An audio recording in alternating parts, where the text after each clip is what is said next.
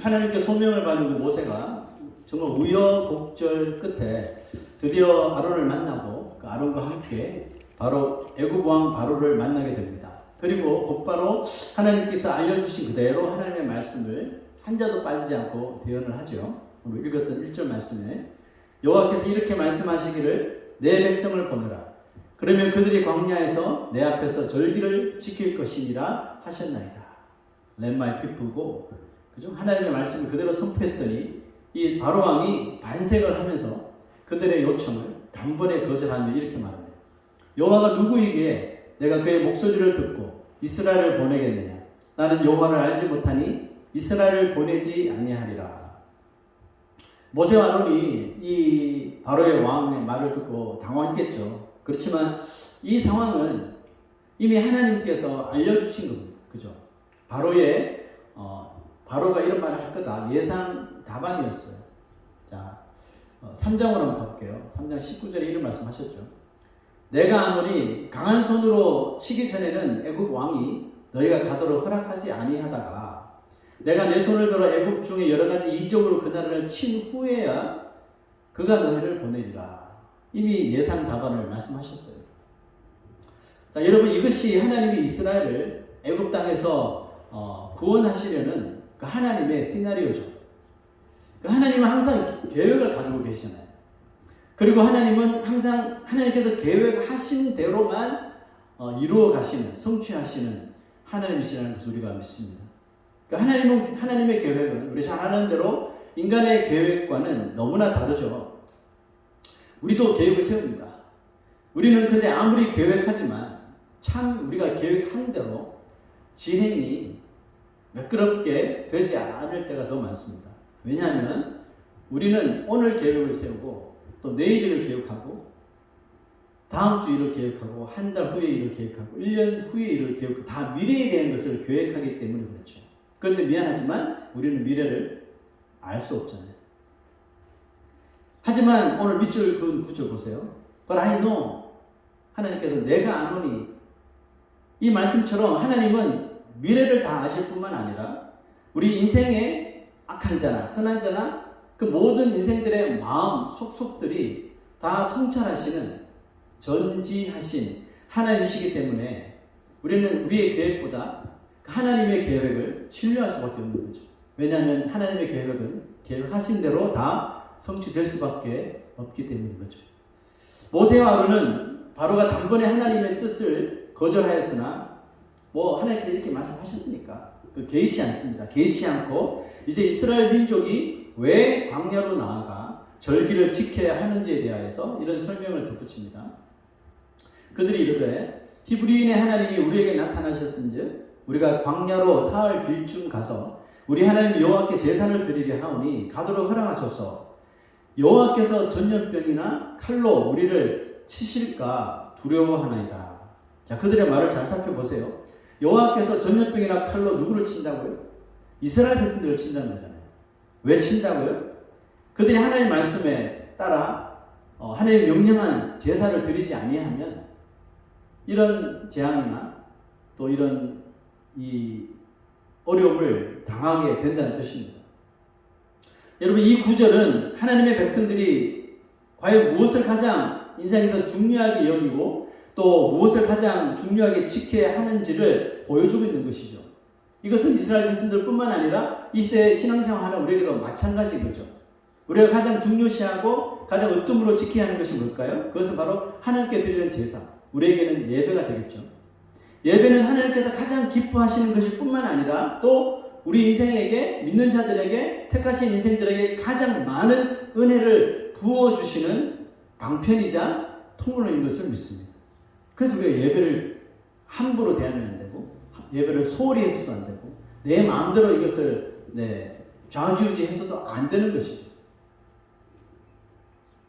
모세와 아론이 이스라엘 백성들이 하나님께 제사를 드리지 아니하면 하나님께 무서운 이 징계를 받을까 두려워한다는 이 대답을 통해 우리가 한 가지 좀 생각해 볼 수 있고 유추해 볼 수 있는 것이 있다면 뭘까요? 애굽에서 바로 왕에게 이렇게 노예처럼 취급받으며 또 학대를 당하는 이 고난의 원인이 바로 이스라엘이 하나님과의 완전히 망각하고 있기 때문이라고 볼 수 있습니다. 사실 야곱의 가족 70명이 애굽 고센 땅에 정착하게 된 이유가 뭐죠? 기근 때문이잖아요.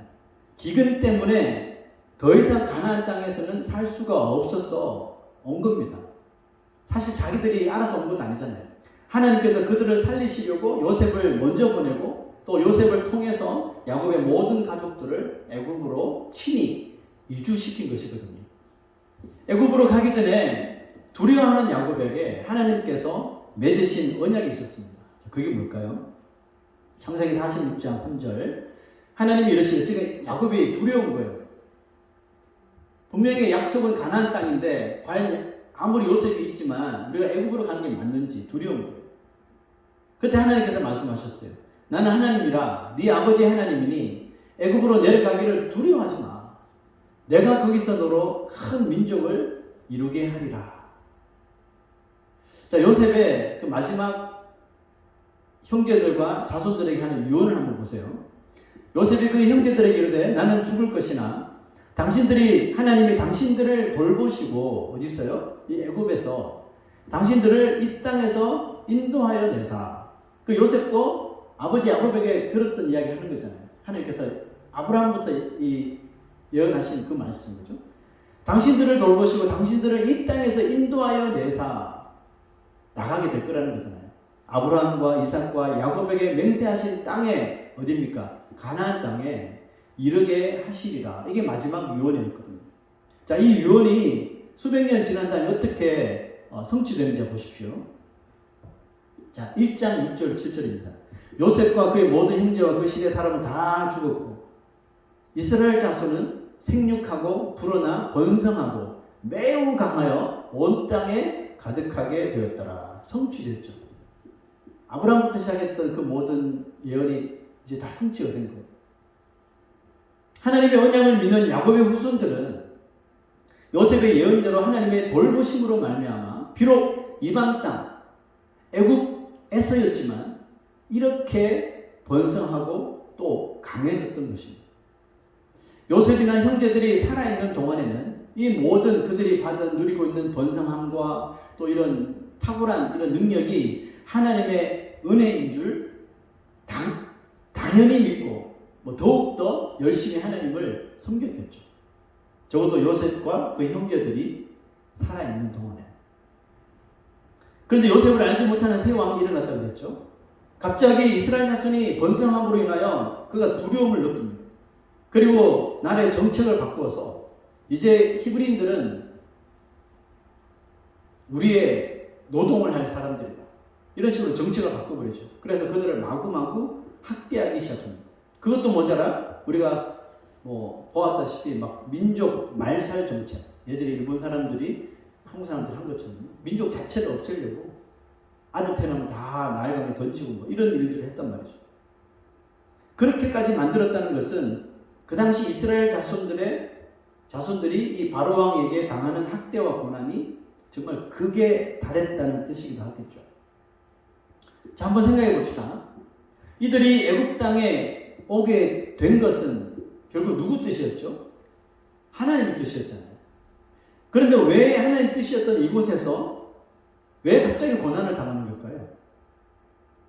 왠지 그들이 당하는 고난 뒤에는 누군가가 있는 것 같지 않습니까? 그렇습니다. 하나님은 이스라엘 자손들이 그 고난을 통하여 뭘 하기를 원할까요? 그 조상부터 계속했던 그 말, 요셉이 했던 말 좀 떠올리라는 거잖아요. 뭐예요? 애굽 땅을 빨리 나가야 한다는 마음을 갖도록 하신 거죠. 왜 그럴까요? 자, 보세요. 50장 25절. 요셉이 또 이스라엘 자손에게 맹세시키기를 이르기를 이 말을 맹세시켰어요. 하나님이 반드시 당신들을 돌보시리니 당신들은 여기서 내 해골을 메고 올라가겠다. 지도로 보면 이집트가 아래에 있고 가나안이 위에 있잖아요. 그러니까 이집트로 올라가겠다 하라 맹세를 시켰단 말이에요. 그 후손들에게. 분명히 너희들이 여기서 머물 게 아니라 나의 해골을 가지고 분명히 가나안 땅으로 가겠다 빨리 약속해. 그들이 다 맹세를 했단 말이에요. 이스라엘 자손들에게 애굽은 그러므로 영원히 머물 곳이 아니라 반드시 나와야 하는, 떠나야 하는 곳이었단 말이죠. 자, 한 가지 물어볼게요. 하나님께서 사랑하시는 자녀들인 성도들에게 고난을 주실 때가 있잖아요. 고난을 주시는 이유가 여러분 뭡니까? 여러분 다 아시죠? 성도들에게 이유 없는 고난은 없다고 그러잖아요. 그러므로 고난을 통해 하나님은 우리의 성도들이, 하나님의 자녀들이 이 땅에서 더 성숙해지기를 원하는 거죠. 성숙해지기 위해서 가장 필요한 것이 뭐예요? 하나님의 약속을 잊어버리지 않는 거. 그렇죠?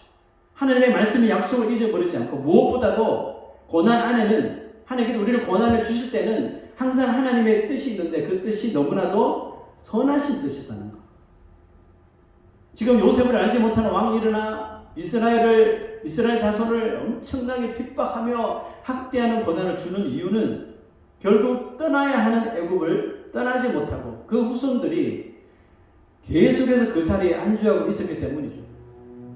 자, 여러분, 만약에 바로왕이 이스라엘 백성들을 이렇게 학대하지 않았다면, 그냥 예전에 살던 식으로 고센 땅에서 그냥 이렇게 살았다면 과연 이스라엘 자손들이 떠날 마음을 가졌을까요? 430년이 지났어요.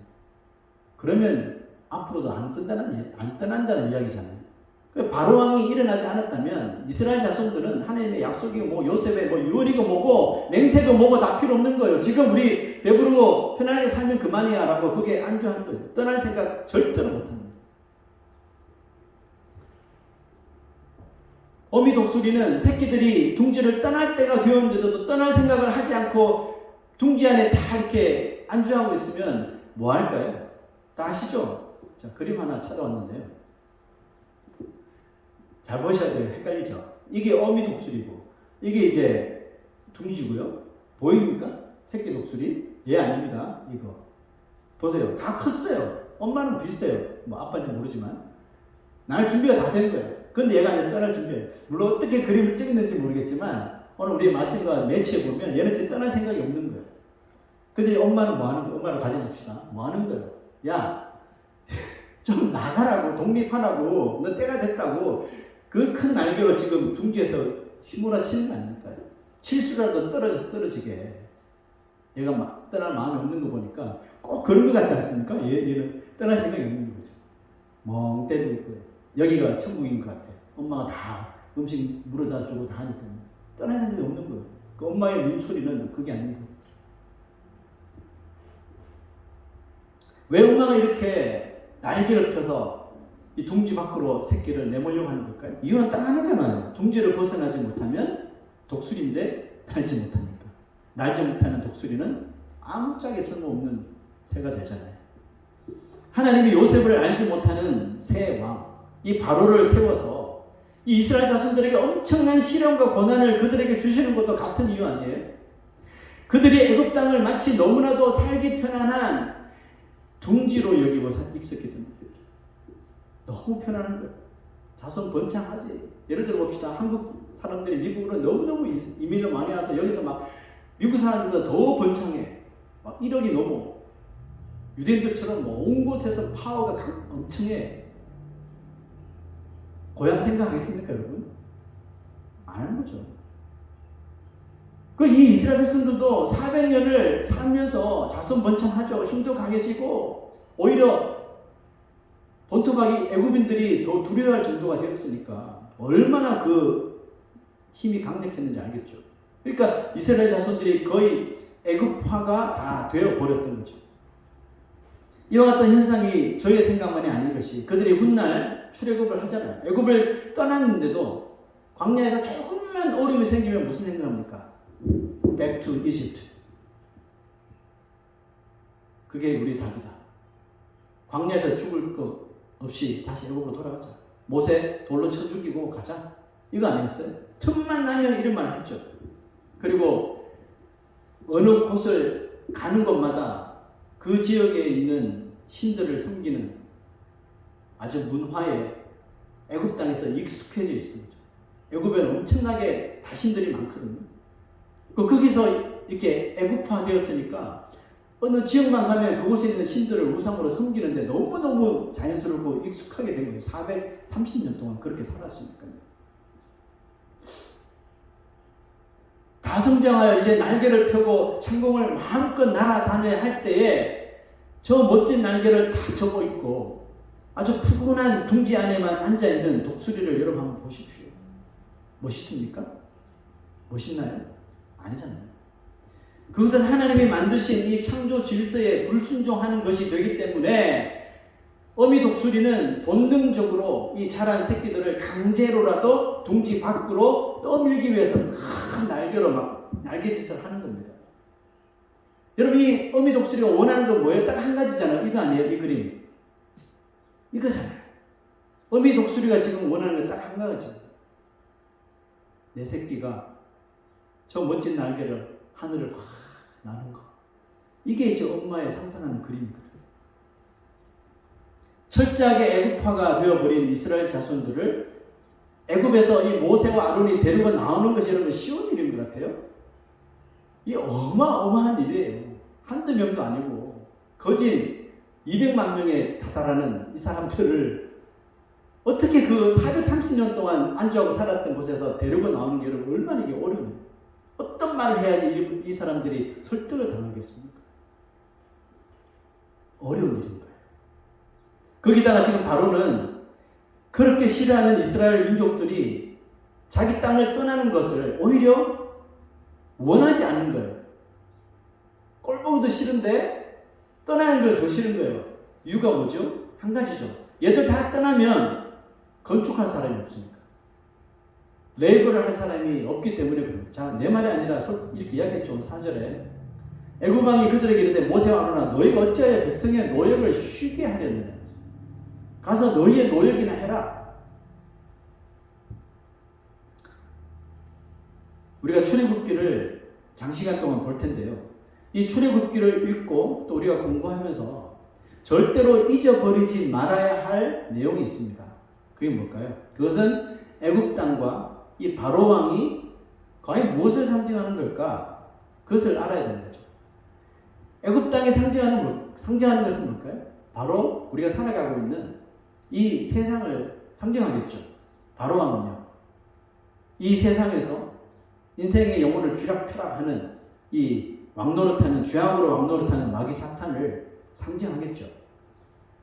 애굽은 아브라함 때부터 이 모세 때 이르기까지 엄청난 초강대국입니다. 그 시대에. 초강대국일 뿐만 아니라 그 나일강을 끼고 모든 것이 풍요로웠던 곳입니다. 그래서 아브라함과 이삭도 살던 곳에 자기가 살던 가나안 땅에 조금이라도 어려움이 있고 기근이 있으면 뭘 했습니까? 이동해야 할 1순위로 어디를 뽑았어요? 애굽을 꼽았다고요. 그 성경에 우리가 창세기에서 보셨잖아요. 그래서 아브라함은 하나님의 뜻도 묻지 않고 그곳에 갔다가 아내도 빼앗길 뻔하고 바로왕에게 큰 봉변을 당할 뻔했잖아요. 야곱도 요셉이 거기 살고 요셉이 오라고 하는데도 내심 두려워했잖아요. 애굽은 우리가 살 곳이 아닌데 가나안 땅인데 두려워할 정도로 애굽을 가기에 마음을 활짝 열지 못했잖아요. 애굽이 이 세상을 상징하는 것도 같은 의미거든요. 하나님의 자녀들의 성도가 이 세상이 주는 이런 풍족함에 빠지게 되면 우리도 이 세상에 안주하고 싶은 거거든요. 세상에서 잘 벌고 내 뜻대로 일이 잘 풀리고 그래서 부자가 되면 그 마음은 이 세상에 안주하고 싶은 이 세상의 풍족함을 그저 누리고 쾌락을 누리고 싶은 그 마음은 점점 더 단단해지겠죠.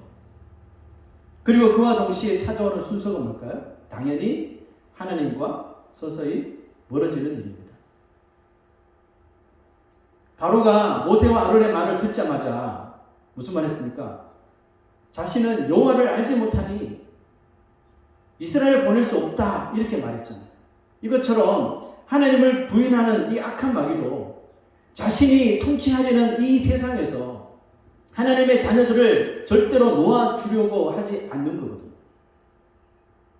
성도들이 이 세상이 영원토록 살아야 하는 것이 아님을 깨닫고 우리가 거해야 될 것이 여기가 아니구나, 여기는 잠깐 있다가 가는 곳이구나 하고 하나님께 돌아가려고 하면 할수록 마귀는 뭐 할까요? 바로처럼 가긴 어딜 가 하고 더 강력하게 하나님의 자녀들이 이 세상에서 빠져나가지 못하도록 계속 자기 옆에 붙들어 놓는 일을 하겠죠. 바로가 이런 말에서 내 백성을 보내서 하나님께 제사를 드리게 하라는 이 모세의 말을 듣고 세운 이 뉴 프로젝트가 있었죠. 새로운 정책이 있었습니다. 그 정책이 7절 8절인데 너희는 백성에게 다시는 벽돌에 쓸 짚을 전과 같이 주지 말고 그들이 가서 스스로 짚을 줍게 하라. 근데 이게 뭐 집 안 주면 못하나 이렇게 우리가 생각할 수 있는데 제가 좀 조사를 해보니까 그 당시에 나일강에 있는 진흙을 가져와서 벽돌을 만드는데 그게 짚이 없으면 금방 이게 무너져 버리는 거죠. 그래서 짚이 진짜 필요한 거예요. 근데 이 짚을 그 애굽 사람들은 농사를 짓는 사람들이니까 항상 그걸 저장해 놓는데 건축하기 위해서. 근데 그거 안 주겠다는 거예요. 그럼 이스라엘 백성들이 그 더운 날씨에 나일강까지 가서 하나하나 짚을 다 주워와서 그 진흙으로 짚을 넣어가지고 이런 식으로 해서 해야 된다니까 수십 배의 노동이 필요한 거죠. 그러니까 그런 새 정책을 이 이스라엘 자손들에게 줬다는 겁니다. 그들이 가서 스스로 짚을 줍게 하고 또 그들이 전에 만든 벽돌 수효대로 그들에게 만들게 하고 감하지 마. 짚은 안 주는데도 그 벽돌 숫자는 예전과 똑같이 하라는 거죠. 새 정책이라는 게 결국 어떤 정책일까요? 이스라엘 자손이 한눈 팔지 못하도록 만들겠다는 것이잖아요. 조금도 한눈 팔지 못하도록. 출애굽은 상상도 못할 정도로 육체적인 학대를 가하겠다는 것이 새 정책이었어요. 여러분 마귀가 우리에게 하는 정책도 정책이란 좀 그렇지만 별반 다르지 않아요. 하나님의 자녀들을 어떻게든 세상에서 벗어나지 못하도록 더 바쁘게 만들어버리는 거죠. 일도 더 많아지고 막 예전에 6데이인데 7데이 막 일하게 만들고 정신없이 막 돌리는 거죠. 그러므로 올바른 신앙을 가진 사람은 올바른 하나님 중심의 신앙을 가진 사람은 말씀 중심의 신앙생활을 가진 사람은 자신의 믿음 생활이 세상의 바쁜 일들 때문에 방해를 받게 되면 올바른 신앙을 가진 사람은 자신의 삶을 심각하게 다시 생각하는 사람인 겁니다. 적어도 이 사람이 올바른 말씀 중심의 신앙생활을 하는 사람이에요. 내가 너무 일이 지금 갑자기 많아져서 내가 예배도 제대로 못 드리고 막 토요일까지 일해서 주일날 예배 시간에 와서 맨날 잠만 자고 과연 이게 옳은가? 이것에 대해서 심각하게 적어도 생각해 볼 수 있는 사람은 그나마 올바른 신앙을 가진 사람들이에요. 그런데 그런 일이 지속적으로 이어지게 되면 그 올바른 신앙을 가진 사람은 결국 어떻게 할까요? 결단을 하게 되겠죠. 내가 이대로 살아서는 안 되겠다. 직장을 옮기든지 내가 다른 일을 찾는 방법, 절대로 주의를 어기지 않고 내가 하나님과 하는 그 신앙생활에 방해를 받지 않는 그런 일들을 인컴이 좀 낮더라도 내가 옮겨야 되겠어. 결단을 하는 겁니다. 믿지 않는 사람들의 눈에는 그와 같은 결단이 얼마나 어리석게 보이겠어요. 저 바보 아니야? 눈에 거슬릴 것입니다. 당연합니다. 왜냐하면 그들의 눈에는 세상에서 하는 일, 돈 버는 일이 항상 첫 번째이기 때문이죠. 아니 돈 버는 일을 놔두고 신앙생활 하는 걸 택하는 저런 바보 같은 당연한 거예요. 세상 사람들 눈에는. 하지만 하나님의 사람은 언제나 믿음을 지키는 일이 가장 먼저 첫째여야 하는 것입니다. 직장생활 하면서 아니면 사회생활 하면서 신앙 문제로 부딪히게 될 때 그냥 은근슬쩍 그 순간을 피하는 사람들이 너무나도 많죠. 그러나 다니엘처럼 신앙을 지키기 위해서 강하게 부딪히는 사람들은 분명히 있단 말이죠. 콜로라도 마스터피스 케이크 샵 오너가 있었습니다. 다 아실 텐데 그 오너는 자기의 신앙 양심상 게이 커플이 만들어 달라고 하는 그 결혼식 케이크 제작을 하는 것이 아무리 생각해도 이거는 신앙 양심상 또 내가 성경을 믿는 사람으로서 이거는 비성경적이라고 판단이 되어서 정중하게 그것을 거절했다고 하죠. 그것을 거부하는 바람에 고소를 당합니다. 고소를 당해서 법정에까지 서게 되었죠. 그래서 이 미국 사회에 아주 큰 이슈가 되었었죠. 사람들은 그 재판의 결과를 되게 궁금해합니다. 과연 누가 이길까? 이 미국에서. 그런데 여러분 하나님 입장에서 그 재판의 결과가 무슨 의미가 있습니까? 하나님 입장에서는 이미 결과는 난 것과 다름없잖아요. 어떤 불이익을 감수하더라도 여러분 그 베이커리 사장인가 모르겠습니다. 오너겠죠. 그 사람이 불이익 감수 안 하고 그런 걸 했을까요? 지금 미국이 어떤 사회인데 내가 어떻게 될지 대충 알 거예요. 그럼에도 불구하고 한 거예요. 왜? 믿음을 지키기 위해서. 하나님과의 그 약속을 지키기 위해서 한 거거든요. 그러므로 어떤 불이익을 감수하더라도 내 신앙 양심을 저버리지 않았던 그 믿음을 이미 하나님은 억셉하신 거예요. 재판에서 이기고 지는 것은 아무런 의미가 없는 거예요. 솔직하게. 그렇잖아요. 다니엘의 세 친구가 이거 금신상의 절함이 어떻게 되는 뻔히 알면서도 들어간 거잖아요. 그 결과가 그들에게 뭐가 중요해요? 결과는 필요 없는 거예요. 그 자리에서 강한 신앙으로 그가 막 부딪혀 쳤다는 거. 그게 중요한 거고 그것을 하나님께서 카운트 하시는 거거든요. 왜 결과를 어떻게 될까 두려워합니까? 재판에서 지면 어떻게 할까? 그런 거 걱정 안 합니다. 강하게 막 부딪힐 수 있는 용기, 담대함, 거기서 이미 이 게임은 결과가 난 거예요. 자, 17절 보세요. 바로가 이르되 너희가 게으르다. 너희가 이렇게 한 게 다 게을러서 그런 거잖아. 그러므로 너희가 이르기를 우리가 가서 여호와께 제사를 드리자 핑계를 대고 있구나. 이 바로는 이스라엘 백성이 너무 게을러서 일하기 싫으니까 제사 드려야 된다 하면서 다 핑계대고 있다. 이렇게 본 거예요. 여러분 반면에 이 바로의 눈에 비춰지는 이 모습이 이 시대의 신자들의 모습이 되어서는 안 된다는 거예요.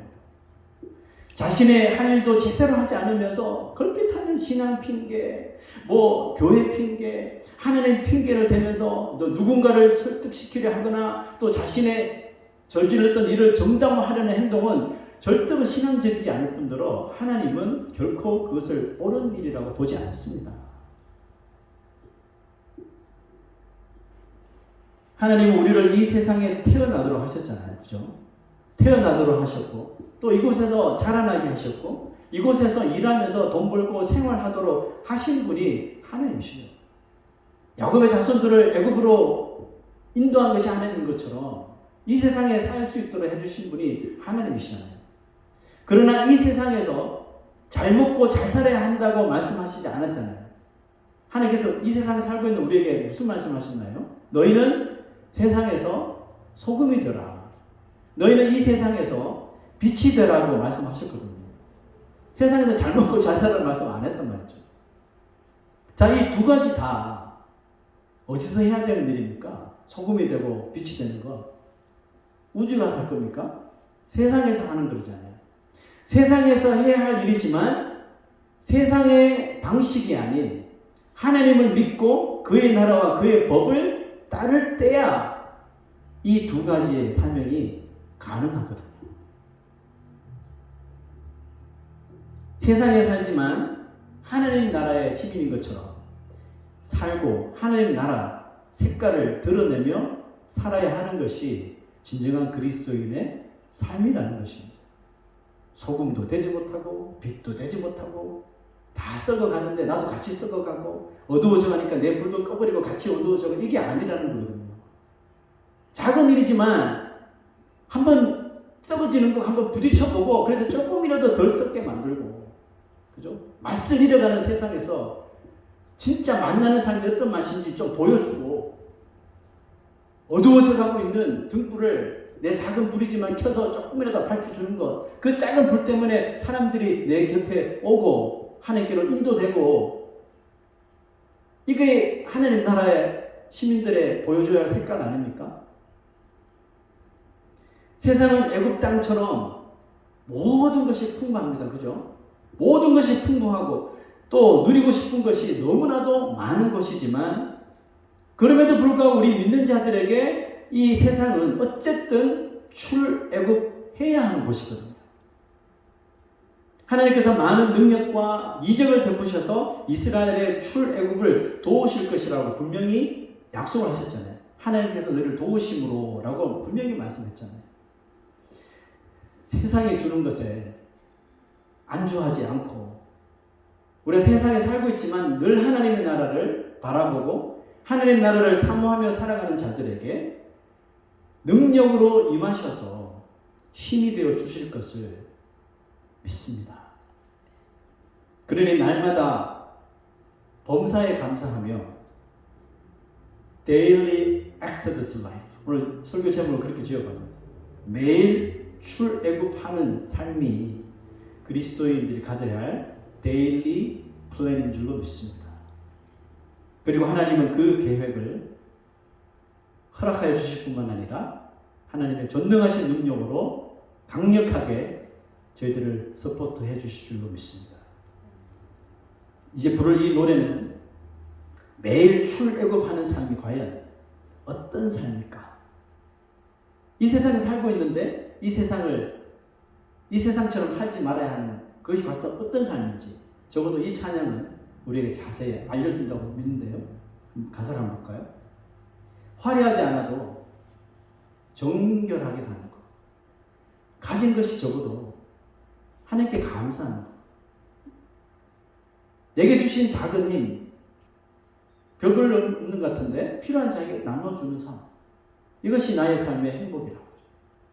눈물 날 일 많지만 기도할 수 있잖아. 기도하면 하나님께서 이 눈물 다 걷어가실걸? 용기를 얻는 삶. 억울한 일 너무 많아. 그리스도인을 살다 보니까 사람들 나를 안 믿어주고 손가락질하고, 그죠? 억울한 일 많지만 예수 그리스도 십자가 지신 것 때문에 참는 거죠. 참아지는 것. 비록 짧은 작은 삶이지만 내 뜻, 내 계획대로 사는 것이 아니라 하나님의 뜻대로 살아버리는 것. 이것이 나의 삶의 행복이라는 거죠. 이것이 행복이라고 세상은 알지 못해도 이것은 하나님의 선물인 것을 믿어요. 하나님의 자녀로 살아가는 것. 여러분, 이것이 Daily Exodus Life, 매일 출애굽하는 자의 삶의 모습인 줄 믿습니다. 우리 한번 이 찬양 함께 부르고 주님 앞에 기도했으면 좋겠습니다.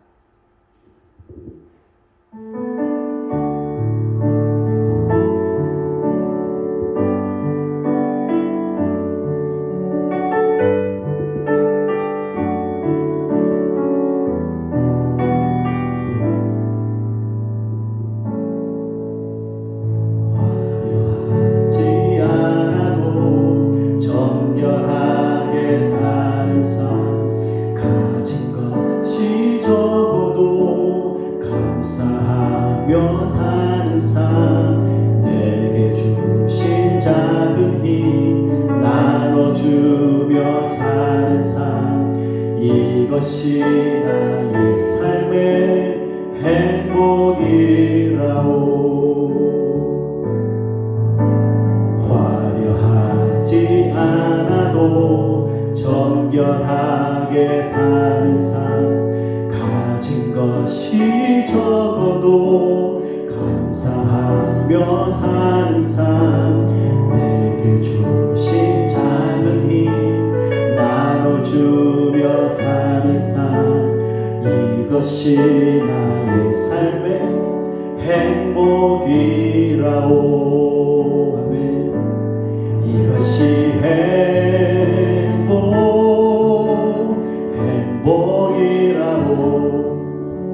세상은 알 수 없는 하나님 선물, 이것이 행복이라오.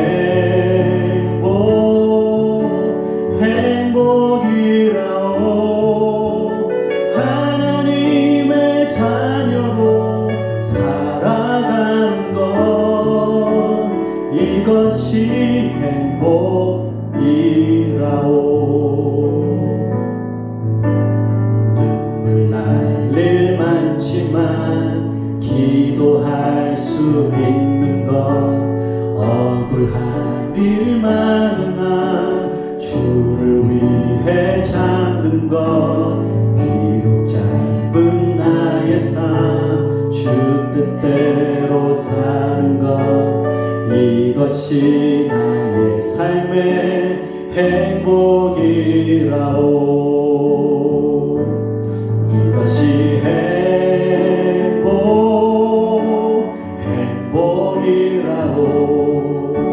세상은 알 수 없는 하나님 선물, 이것이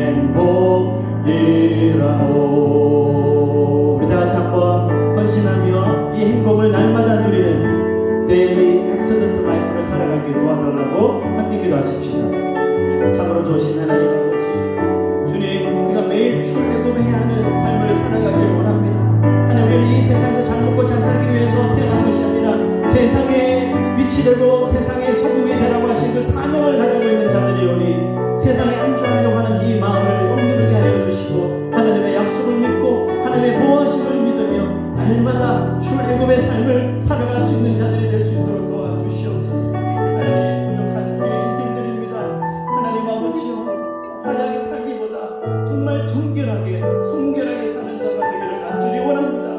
하나님께 도배해 주신 이 작은 능력으로 아버지 하나님의 필요한 곳에 쓰임을 받기를 원합니다. 작은 불꽃이지만 정말 아버지 하나님의 세상을 밝히는 일에 쓰임받는 저희들이 될 수 있도록 도와주시옵소서. 참 좋으신 하나님 아버지, 출애굽